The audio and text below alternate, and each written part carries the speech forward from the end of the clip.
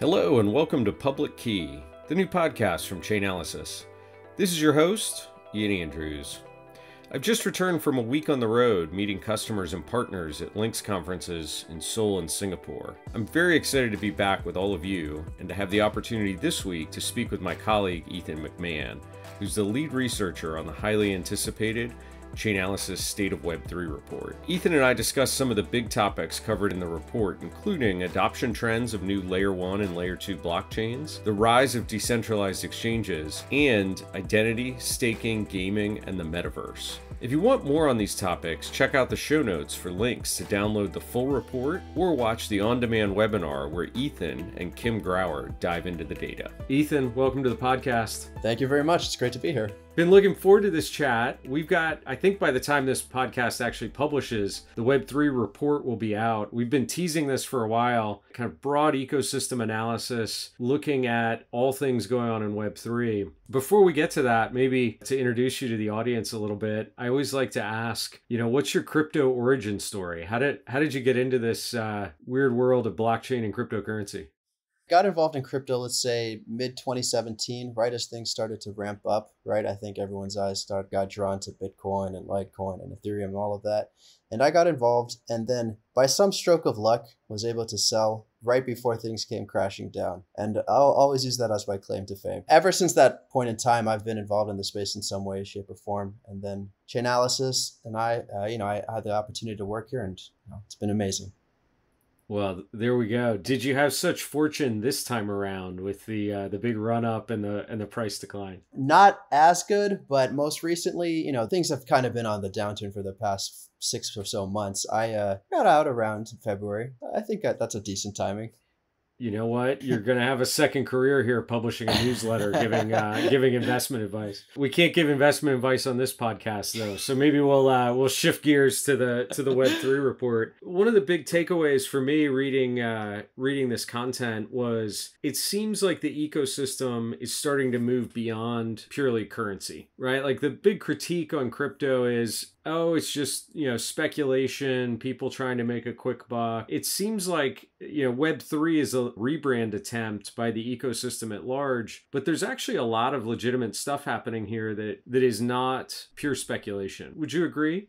Oh, absolutely. I mean, you take a look at a number of different metrics, whether that's just the amount of volume, transaction volume that's going strictly through Bitcoin as a percentage of the overall transaction volume. And you've seen that shift pretty drastically from, say, 5 years ago to now more evenly split between things like smart contracts or smart stable coins, things that enable individuals or crypto users to interact with actual services on various blockchains. So yeah, I would definitely say that's the case. Our CEO, Michael Groninger, likes to say is in this most recent cycle, the emergence of Web3 kind of characterized as crypto got content. So we're starting to see, art and music and gaming. We're seeing, virtual land all popping up as things people are actually starting to interact with via these cryptocurrency infrastructure platforms. What did you see kind of big takeaways as you were working on the Web3 report in this area? Yeah, I think that's definitely the case. If you go back a couple of years at this point, we had the emergence of DeFi, right? And that allowed individuals to use all sorts of traditional finance tools or services in the digital world, right? And that exploded and is still very much a hot space. And then just about a year ago, we saw something similar happen with NFTs or these non-fungible tokens. And I think we'll continue to see areas like that of gaming is a new area, which is making use of NFTs. Entertainment, for instance, will start to make use of all sorts of services within the digital economy. One of the big areas I thought maybe we would step into is the shift away from Bitcoin dominance. I was shocked looking at the trend line in the report. Folks will be able to probably grab this in the show notes. It's been steady decline and Bitcoin is now, well under half of all the transaction volume we can see on chain in cryptocurrency. That was actually a surprising number to me. What do you think's driving that? Well, I think you have to think about the purpose of what Bitcoin was designed for. Unlike some of the other blockchains like Ethereum, for instance, it wasn't specifically designed to have services built on top of it. As we'll probably talk about a little bit more, is the difference between an L1 and an L2. So Bitcoin functions as an L1 and Ethereum is also an L1, but unlike Bitcoin, it has that smart contract functionality that allows it, or at least better allows it to have services built on top of it. And so in the case of this shift away from Bitcoin in terms of total transaction volume, I think it's really just the playing out of people recognizing how much can be done on top of chains like Ethereum with, all these different services that we've kind of just been mentioning. That was one of my first realizations getting into the space kind of a year and a half ago. It was like, oh, wow, Ethereum is highly programmable. The term smart contract, I think, actually undersells it a little bit. I come out of a software development background most recently, and like that area actually really appealed to me. I was like, oh, we can build here. Whereas Bitcoin seemed like the store of value narrative behind Bitcoin makes a ton of sense to me. Like I get anti-inflationary, I get, hold forever. Like those principles make sense, but it's much less exciting. I don't have gold bricks sitting under my desk here either for kind of the same reason. Like the appeal is less, but as somebody who fancies himself a technologist, like Ethereum and related chains where the intent is actually for layers to be created on top seem way more exciting. The data you've collected here seems to back up that. I'm not the only one that feels that way. No, not at all. And another stat that we were able to, pull together essentially shows the number of unique wallets that have been sending to services on a particular blockchain. And since, let's say, early 2020, Ethereum has actually surpassed Bitcoin. So that's just another data point for one's reference to see that Ethereum really has so much to offer, and chains like Ethereum have a lot to offer. It's a diversity of users, not just a few deep-pocketed ones. And I think that's consistent. The folks over at Andreessen Horowitz published a State of the Cryptoverse is maybe the title of it. We'll get the right one in the show notes. But they had an interesting chart in there about the number of developers working on each of the chains. And Ethereum had massively greater numbers than anyone else, which I thought was an interestingly strong endorsement. But maybe shifting gears a little bit, you touched on one of the other topics in the report that got me really interested, was trying to compare adoption and attraction both amongst competing L1 chains and also some of the L2s. Maybe you could walk us through the summary of what you found in that analysis.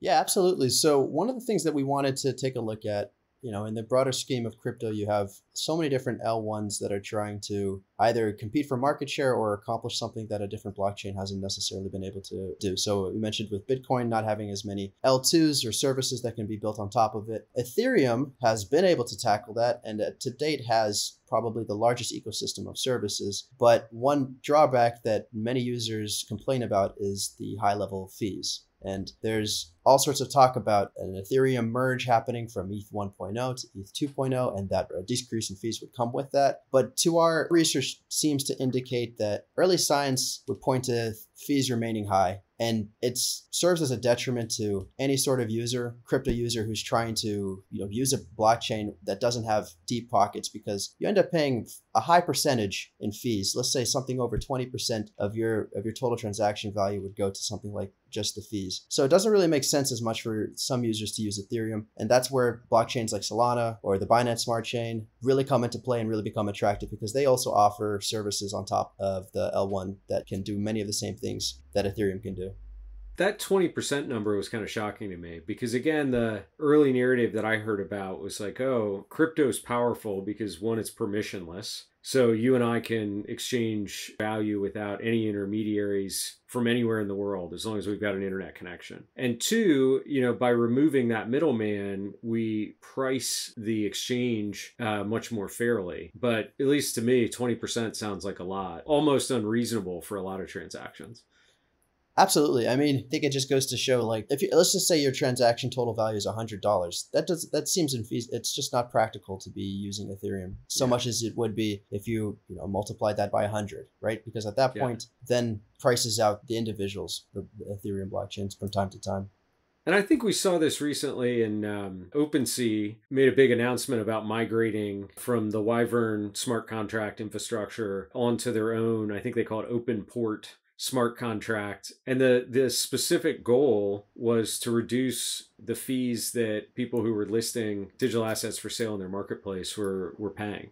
It's definitely a problem. We broke down Ethereum fees by category, and NFTs most recently have been the largest contributor to the total amount that's being paid in Ethereum fees. And then speaking from personal experience, prior to this migration, using OpenSea, you're likely to pay hundreds of dollars in fees, and it's pretty prohibitive.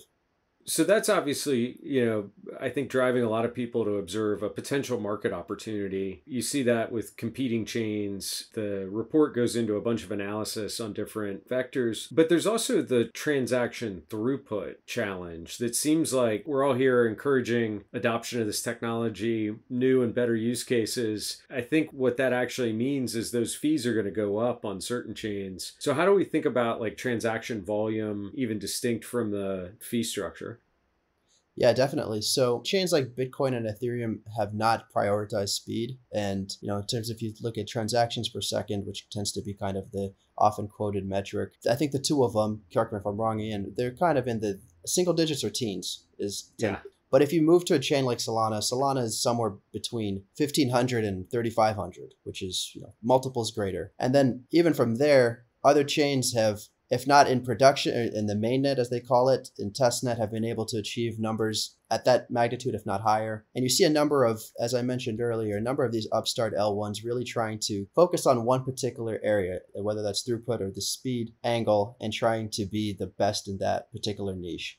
As you start to look at some of these emerging use cases, we've got a whole section in the report talking about identity. You're no longer talking about, well, how many swipes of a credit card, the cryptocurrency equivalent, we need to match the Visa processing network in terms of throughput to be considered legitimate. It's like, well, no, if I'm talking about the number of user authentications that happen across the entire internet every single day, and you add that to all the credit card transactions, all of a sudden you're getting to really, really big numbers. I think we're heading into a scalability problem. So it's good to see there's L1s popping up that offer this capability. There's also the L2s coming online. Any tidbits or facts of note around the L2 ecosystem in the analysis you all did? Well, actually, kind of tying it into the point you're just making on digital identity, I think there's a pretty notable project on the Ethereum blockchain called Ethereum Name Service, which I think is almost in some ways trying to tackle this. So essentially, Ethereum Name Service, you as a user are able to purchase your own domain, much as you would a .com domain. And in these cases, it tends to be .eth or .eth. And that's your domain. That's your crypto wallet is then attached to that. And in some ways, hopefully the draw essentially is that becomes your digital identity. And the advantage to that would be it being more secure because it's on the blockchain. You are less liable to be one of these hundreds of millions of records in one of these data breaches that happens all the time, right? And in addition to that, I think who really likes having to remember all of these different passwords? I think that's the... How many times a day do you have to log into something or check your phone to do the single sign-on option? And the hope is that tools like this or services like this will bring us to a point where we're able to more, succinctly log on to a service. I am fascinated by the identity topic because there are a couple elements to it that I think is probably the next killer use case for all the blockchain infrastructure that's being built out. One, identity is not a strict concept of like the information contained in your passport, right? Name, date of birth, an identifying set of physical attributes. Like in the online world, there's lots of identities, like the identity you have when you play video games, the identity when you shop at an e-commerce site, the identity when you go to work and you need to get on email and Slack and associated kind of work productivity tools. Today we have these discretely, but they're not necessarily well managed. They kind of blend together in a lot of cases. If you look at my browser, I probably have cookies for all of those services that I'd rather have them discrete. Right? I don't want people necessarily that I interact with in the gaming world or in the social media world to connect to my e-commerce buying habits or to my work activity. And I think all that's gotten very jumbled together in the Web 2 world. And so the ENS domains and some of the other capabilities that are getting built out there, soul-bound tokens is another aspect of this, like a non-transferable, non-fungible token that seems pretty interesting. There's the digital identifiers, which are yet another type of identity attribute that you can cryptographically attest to and associate into your wallet. I'm fascinated by this. What's the scale and adoption around the ENS service? I haven't looked at this lately. Are people actually using it for interesting things? Interesting things is debatable, but it's definitely being adopted. And even in the midst of the current crypto market drawdown, we seem to have continued uptick in volume that's being transferred via the ENS contract. So just to put some numbers to it, there have been about over 1 million domains that have been purchased by something like 400,000 unique owners. And just in the past 2 months, they've kind of been banner months, at least in dollar terms. I think if anything, this particular, ENS, but also the digital identity is definitely something that will continue to be popular, if not continue to heat up. That's exciting. I mean, 1 million domains, 400,000 unique wallets, like that's definitely not a passing fad. That sounds like something that's pretty real. Do you have ENS domain you want to share? Have you bought one? I have bought one, but I'll keep it to myself. You're keeping it quiet? All right. You got secret plans for it in the future. We'll keep that off the podcast. Well, definitely an area to watch as Web3 continues to evolve. One of the other stats that blew me away was this comparison of decentralized exchanges, DEXs, against centralized exchanges by on-chain transaction volume activity. That number was wild. You want to talk a little bit about that? Yeah, so I think it's important to note that, for one, yes, definitely over time, DEXs have surpassed centralized exchanges in terms of the amount of on-chain transaction volume. It's important to note, though, that centralized exchanges do tend to do a lot of their own trading off book, right? So that definitely counts for some amount of volume. But at the same time, the mere fact that decentralized services or the decentralized versions of these have surpassed. And at one point it was, I think, an 80 to 20% dynamic in favor of DEXs. It's since gone back to about 55% DEX, 45% centralized. But that mere shift showcases just how much the industry has shifted towards these decentralized versions of things. It blows me away. Like, I'm far from a crypto trading expert, but it seems like there's a massive complexity step up going from opening an account someplace like Kraken or crypto.com to actually interacting with a DEX. Like, I have to set up MetaMask. I have to get some asset like Ethereum into my MetaMask. I have to find the web app of the DEX that I want to interact with, connect my wallet, which is like always a scary prospect. Like, I'm authorizing a contract that I may or may not really understand what it does. And then from there, there's a huge just layer of complexity around, depending on what I'm actually trying to do. If I'm just swapping one asset for another, that's relatively straightforward. But most of these platforms have a variety of staking and lending, and this is before you even get into things like cross-chain bridges. It's definitely not for the casual, non-technical, non-experienced user, I guess is kind of what I'm saying. I would agree, but I would also say that with a lot of things, it just takes that first step. And you're saying I'm underestimating people. I should give the audience benefit of the doubt on this one. Yeah, I think so. Because if you look at things like, to be involved with NFTs, at least to date, you need a crypto wallet, right? And there's just been so much hype around that space. You rewind a couple years, so much hype around DeFi, right? I think people are drawn into this space and they will be willing to take those initial set up a MetaMask kind of steps. And then past that, once you're onboarded to a particular platform, let's say some sort of decentralized exchange, the advantage at that point, though, is you have so much more available to you in terms of the number of trading pairs that you can interact with. Versus a centralized exchange, you're probably limited to a handful of fiat to crypto pairs, and then maybe just the top L1 pairs. Let's just say you're a passive crypto observer, but you hear about a notable L2. You're kind of forced to get involved with the decentralized space because you're not going to be able to do that on the centralized side.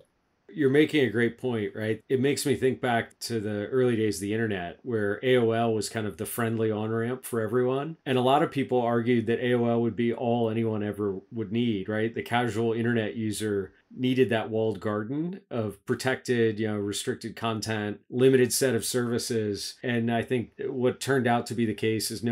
People want the unrestricted, free and open access on the internet. And that obviously won out over time. AOL and some of their competing products faded away by the early 2000s. You're probably right. Probably is a similar situation here where the choice wins out over maybe slightly higher complexity at first use. Thinking about DEXs, like obviously, asset swaps are one of the obvious cases there where I want to turn my Ethereum into DAI, or maybe I want to move an asset across from Ethereum to an L2 chain on top of Ethereum, or even to a different L1. Lending and staking are probably where most of the money's being made here, and I guess borrowing is the other use case. Talk a little bit about maybe some of the volume and activity that we're seeing, and what are some of the interesting trends happening in that area?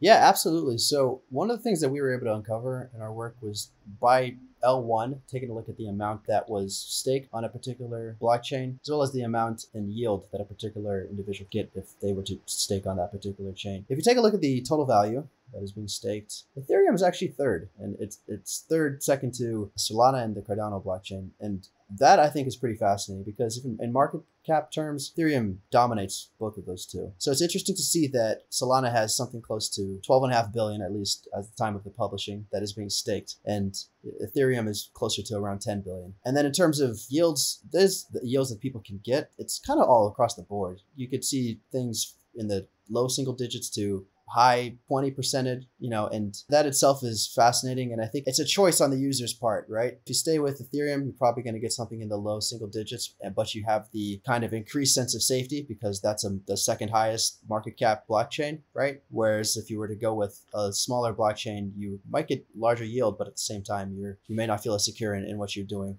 There's a ton of complexity, and you're making me think we need a whole episode on staking, lending, yield farming. We could talk for hours on that topic. But I wanted to hit on one other item before we wrapped, and this is really, gaming in the metaverse, which I think has been, for a lot of people, when they hear Web3, it's kind of synonymous with this metaverse concept. And I think at the core of the metaverse is gaming. What are we seeing in terms of these play to earn games? Like, what's happening out there?